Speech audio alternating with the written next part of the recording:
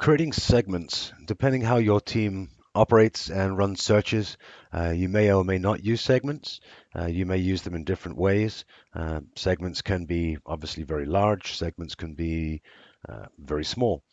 Um, we'll go through some of the ways to create segments right now. I've zoomed my map out to a larger scale. I'm so on at 150,000th right now. If I open my base data group, one of the pieces of information I collected is the watershed boundaries. If I turn those on, you can kind of see them. Let's play with the symbology a little bit. Let's open them up.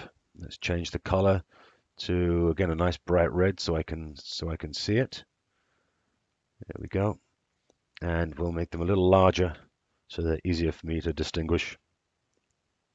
So these are all the watershed boundaries, which are basically the ridges, and can often make nice large segments for you to put your assignments inside, and there's an easy border for your search teams to know that the ridges are their borders.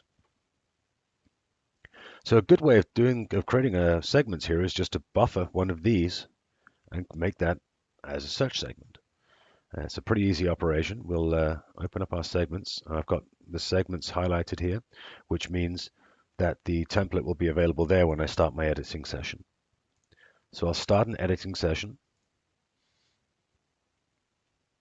I will check to see that I have my search segments. Again, if they were turned off here, I would not see them here. If either of these are turned off, I won't see that particular template. So now this template is available to me. What I can do is click one of these watershed boundaries to select it, go to buffer, and select my template. So it's a search segment template is the one I'm using. And the distance is just 1 meter, because really for us, 1 meter accuracy is more than adequate for a search segment that is this size. Click OK. And I've just created a search segment feature, exactly the same size and shape as the watershed. If I open up my search segment attribute table, you can see I've got it right in here. Select it. If I want to create another one, I can simply select one right next to it here, and we can do exactly the same. We're just going to buffer it to this same template by 1 and hit OK. So let's just repeat the procedure. And we'll now have watershed search segments very quickly and easily made. If I turn off the watershed boundaries, you can very clearly see the segments. These segments are filled, so they're very easy to see on the map. But oftentimes, especially when you're printing, if you're going to print search segments, you don't want them filled like that. So we just got another layer here with different symbology on it, where it just shows you the segment outline, which will be the same shape as the watershed. If I open the attribute table up on these, let me use the search segments one. It's a little easier table to see.